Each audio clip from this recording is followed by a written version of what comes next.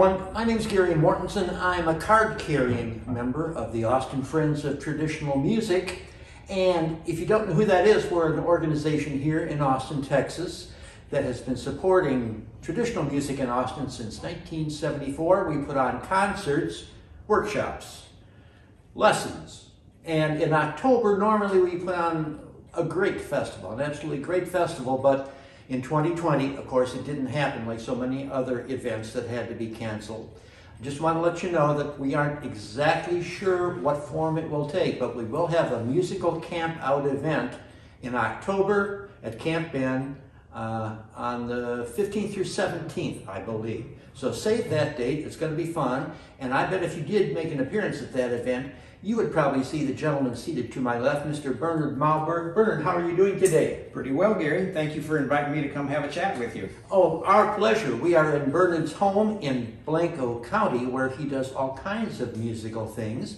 But I wanted to know what the story behind Bernard is, how he got into music in the first place. Are you native Texan, first of all? Well, you know, in a way, I was not actually born in Texas, although I am a fifth generation Texan. Both of my parents were born in San Marcos and Austin, and I grew up in a few different places because my dad had work that took him around in the aerospace industry. But yeah, I've always felt like specifically Austin was kind of my home. My dad was born in Austin in 1924, and I would come see grandparents here in Austin pretty much every year. And so, yeah, so I feel like I'm sort of settled in, and another grandmother on my mom's side was born in Blanco County, where we are now, in 1898. So I've got the Texas roots, but I didn't assimilate all the Texas stereotypes. I'm not quite a rich oil millionaire, and I don't usually vote the way a good Texan would at my age and race. So. there's a few places where there's divergence. You know? You're not loyal to your demographic, exactly. No. No, I understand. Well, was there music in your household as you were growing up? You know, my family was kind of amusical. They weren't opposed to it. They had a record player, and they would listen to a few records. But I never knew any live music people, or I don't think I even saw any people just playing music for fun anywhere. I did pick up a harmonica. I had an aunt who played the harmonica. I have a little sister I was about 11 years old when she was born, and I wanted to learn how to play a harmonica before she was born, and then I could play for her when she was a baby. So I kind of self-taught myself how to play a harmonica at that age. Yeah, so no big musical influences. I did get to see the Dolly Parton Porter Wagner show live on TV when we lived in Huntsville, Alabama for those years, and but yeah, so music kind of crept up on me in my teenage years, though. Somehow or other, I got an urge to obtain and play a 5-string banjo. And I ended up finding a person who taught lessons. A friend of mine and myself we split our time going to the lessons. The fellow that taught me and my friend Lance Wilcox was Dale Weber, and he just happened to play the clawhammer style of frailing. And so we just took our lessons, and we kind of learned from there. So the banjo was your introduction to string music? It was, and I still can't even explain what it was that made me just have to have this instrument in my life, but there it is. It's got a magnetic appeal. I suppose so. I feel it myself. I have seen pictures of you, though, playing the fiddle. Yes. That came a little later? Yeah, like when I was like 16, 17, 18, in those 3 years, in high school, I was able to pick up guitar, pick up fiddle, and I'm not saying I was particularly good at any of those things, and maybe I'm not even now, but I'm yet, 50 years later almost, it's still living. And where were you living during your high school years? Well, my dad worked at NASA at that time, and so it was the Clear Lake area, and there were actually, some musicians around. I ended up, as people were very generous. There were these old guys, like in their 30s, who would let me borrow their record albums, because I was taking the lessons, but then I actually started teaching banjo in this music store in a mall, the H&H Music Company down there, and I got to meet a bunch of people that were interested in the same kind of music that I was beginning to get interested in, and they kind of took me under their wing, and they would, like I say, I could borrow their records and put them and tape them, you know, and I would go to music parties and stuff like that. So so you were getting a chance to play with other people. Old guys, like I say, in their 30s, sometimes even their 40s. Whoa. So ancient, you know, ancient guys. Can't trust them. No. and but at that time, you know, there were some of the fiddle players were the relatively famous contest Texas style fiddle players, and I got to play harmonica with Benny Thomason when I was like a teenager, you know. And but my main mentor there was this fellow named Bill Northcutt, who I know many people in Austin kind of hold him in high regard, but he. And he told me when I get to Austin, I have to look up Doc Hamilton, you know. But at that time there was a Houston Folklore Society that was they weren't quite on the scale of the AFTM, but they were you know, they would have these meetings and people would sing songs and such. And there was I guess it was John Lomax, the son of the other John Lomax, who was there. But it was kind of my first chance to see people that had like nice instruments and mandolins and things, and that just to jam with a bunch of people that were playing that kind of music. So that was kind of an influence on me. And you were playing little banjo? Yeah, banjo was the main thing that I had to play, you know, and you know, they were tolerant, and I got to play and plunk along, you know. I had a chance, I guess it must have been, I went to the Washington, D.C. Smithsonian Folklife Festival. It was on the mall there. It was in those years, and this was in like probably 1970, probably 70 maybe, or probably then. And I got to see Ralph Stanley playing, and Elizabeth Cotton, and there were Sacred Harp singing groups, both white and black, and there was, you know, just an array of people that are going to show. And so that blew my mind to see a festival where there's all these people, and they were dancing, they were clog dancing, they were doing, you know, had square dance collars, and it just was, it really hooked me even deeper in my interest in this type of music. Yeah, I can absolutely understand. But I know that your profession, though it's very musical, doesn't have too much to do with guitars and banjos. You restore pianos, is that accurate? That's true. You know, I had an interest in being a folklorist for a while, and I went to college for 2 years, but then I got over that. And I started off by you know, doing. I built a little bitty home shop, and I was teaching some instrument lessons, and I was doing some instrument repair, but you know, I wasn't much of a luthier, didn't have much experience or the right tools or anything, but I gradually was kind of building up on that. I took a job working for Otto Hoffman, the pipe organ builder in South Austin, and worked for him for almost 3 years, and that was a hugely informative thing for me too, just to, you know, be exposed to that type of shop work. And then from there, I built a little shop of my own, and I was doing some instrument repair, some little bit of custom banjo neck making, and you know, but then I started working on some pianos, because lo and behold, people will spend more money on pianos than they will banjos. Shocking. Yeah, who knew, right? Yeah, so that was my way of kind of entering the field. Then I ended up going into partnership with another piano guy who had been into the field more than me, and we rented a space together. We became 50-50 partners, and actually had a fixed overhead and hired workers, you know, who knew somewhat less than we did. So show them what we knew, you know. And this was about what year? Well, this would have been in the later 70s. I think it was. We started the piano shop was on East St. Elmo Road, and that was actually like in November of 1980.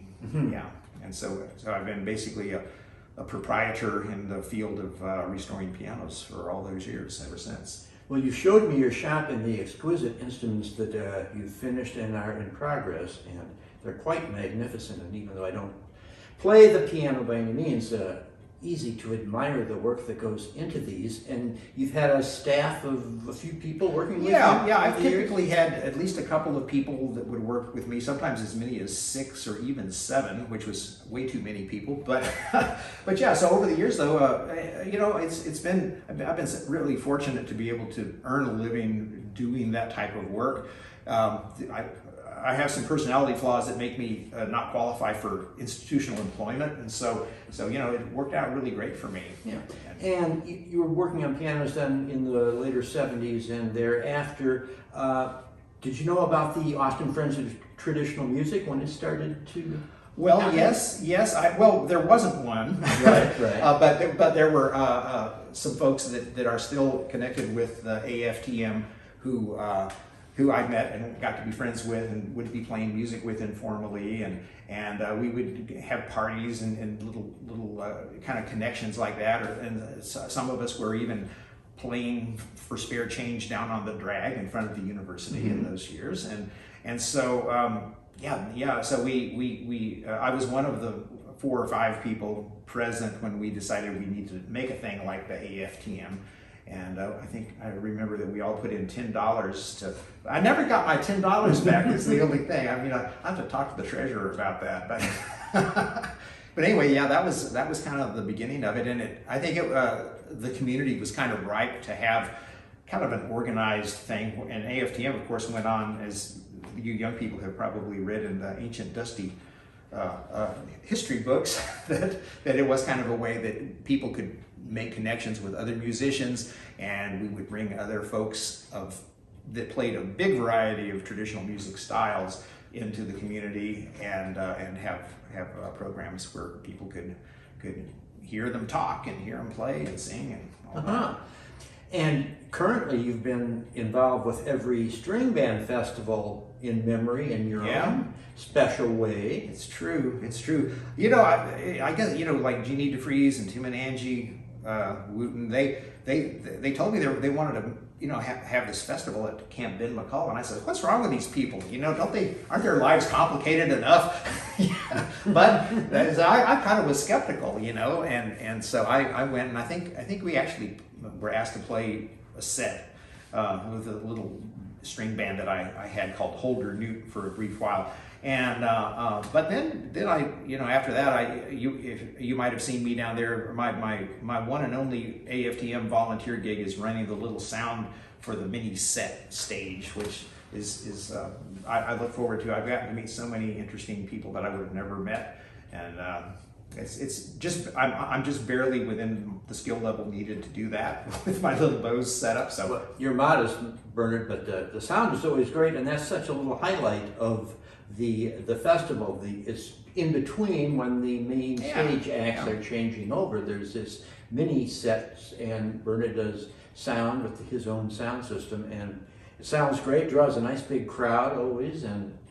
Yeah, I thoroughly enjoy doing it, and it's kind of a long day doing it, but I don't have anything else to do that day, so why not?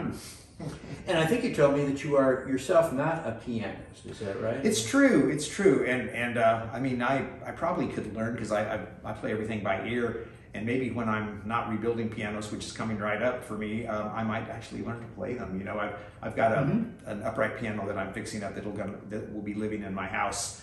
And so I'll have one around still, even when I'm not restoring the pianos. I see. But I think I just spent so much time with them, I just didn't want to fool around with them in my time off. I'd rather be picking up a fiddle or a banjo or something. And speaking of banjo, this handsome creature that is standing between us is your own handiwork. Isn't that true? Well, it's true. Well, so this is a banjo, and it would be a 5-string banjo, except it's actually a 6-string banjo. So if you can count here, you've got 4 strings, but then this one is an extra low note, still has the little short one here. And I got a notion real early on that I wanted to have an extra low note on a banjo, and so that's I had one that I used to play before I built this one. I only built about 10 years ago, and so it's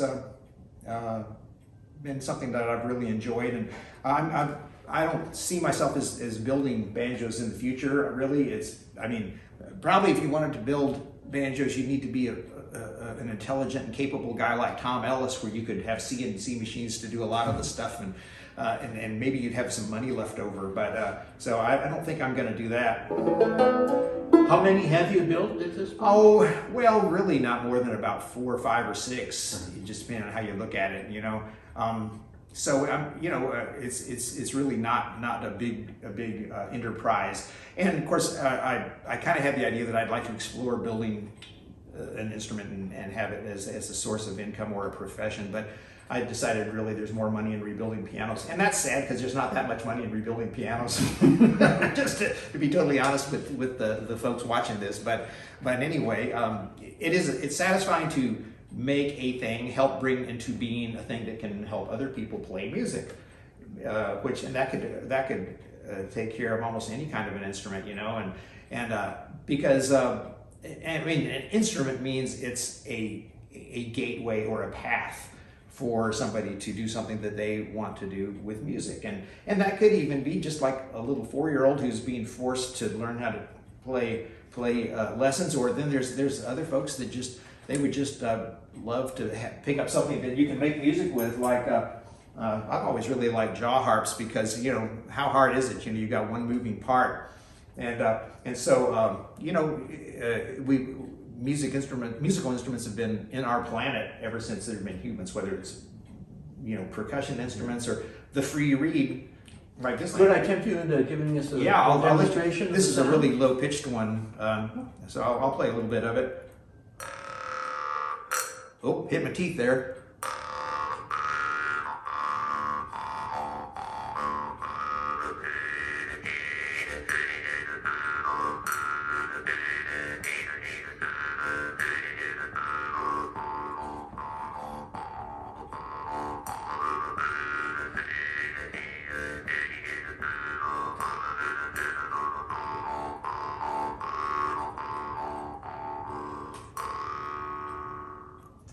A baritone. Yeah, pretty low pitch tone. Yeah, that was wonderful. I kind of like the low pitches of things. Yeah, and I heard you playing a few moments ago, and I was really struck by the deep lower notes that this big banjo produces. Yeah, and I'll play just a little bit. Oh, great. I know people would much rather hear me talk than play the banjo.